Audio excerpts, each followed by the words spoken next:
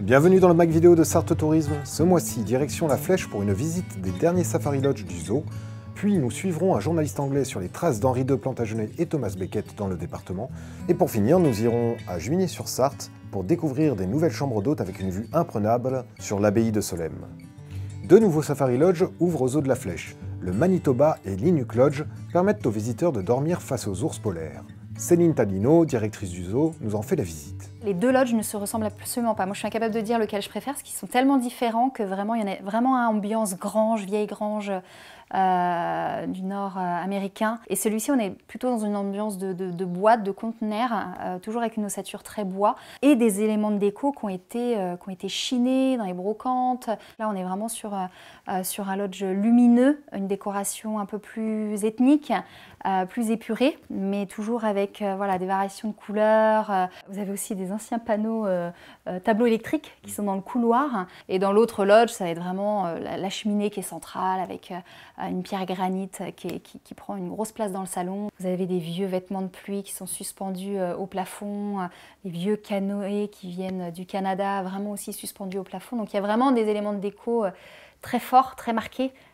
C'est vrai que dans ce concept de séjour insolite, alors qu'on est en Sarthe, hein, mais se retrouver dans des lodges avec des thématiques africaines, avec un univers Grand Nord, un univers africain. Et c'est vrai que ça, très clairement, il y a une ambiance assez particulière qui fait qu'aujourd'hui, on a des retours juste extraordinaires de la part de nos clients qui passent un moment vraiment hors du temps.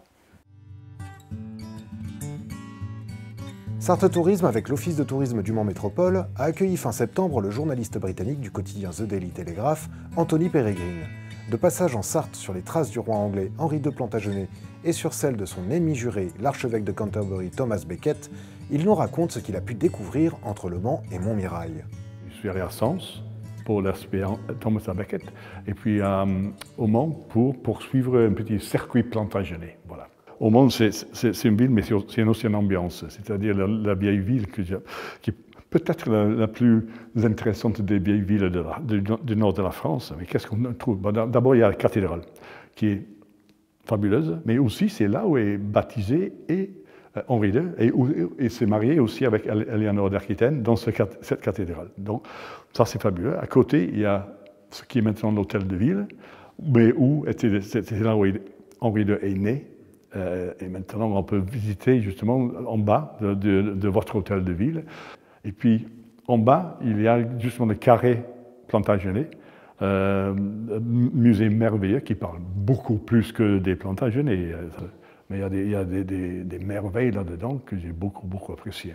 Les deux routes se croisent ici. Nous, on se trouve au château de Montmirail. Et c'est en fait ici que Henri II est venu de l'Angleterre. Thomas Becket est venu de Sens et ils se sont rencontrés ici pour essayer de résoudre le problème qui était, cette fois ça a foiré, ça n'a pas marché, c'est toujours le problème de l'État, de la monarchie, le souverain d'un côté et l'Église de l'autre. La France et l'Angleterre ont toujours été liés dans presque toute l'histoire. Et franchement, Henri II, quand il était roi de l'Angleterre, n'était pas que roi de l'Angleterre, son empire allait de l'Écosse à la frontière espagnole. Donc la France, l'ouest de la France et l'Angleterre, c'était le même pays. Et donc les liens ont perduré. Et voilà, c'est pour ça que ça m'intéresse au plus haut degré. Ouvert cet été, le gîte de France Au Bon Accueil porte bien son nom. Bérangère Gillet, qui a modelé les 5 chambres d'hôtes du gîte, nous reçoit. L'optique du Bon Accueil, c'est non seulement des chambres d'hôtes, mais c'est surtout avant tout une maison d'hôtes en fait. Aujourd'hui, quand mes hôtes ils viennent dormir ici, ils sont vraiment chez eux. On va trouver dans le coup 5 chambres, 2 familiales, une de 4, une de 5 et 3 doubles.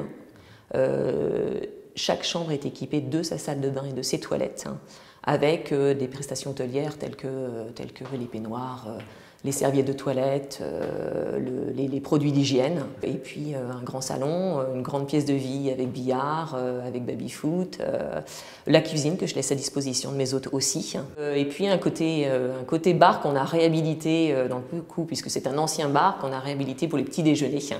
Donc on l'a gardé un petit peu dans son jus pour le côté un petit peu atypique et puis nostalgique aussi, parce qu'il y a beaucoup de gens qui ont connu le bar à l'époque où il avait pignon sur rue dans les années 70. Il faut se rendre compte que tous les 50, 60, 70 ans du coin connaissent extrêmement bien le lieu. C'était chez Nanar, c'était un lieu où on se réunissait, où on échangeait. Puis Nanar, c'était aussi un personnage. Hein. On a la chance sur 5 chambres d'en avoir 4 qui ont une vue en fait côté rivière. Et côté abbaye. Donc je trouve que c'est un atout, effectivement, c'est une chance. Fin du Mac Vidéo, rendez-vous le mois prochain pour de nouvelles infos touristiques.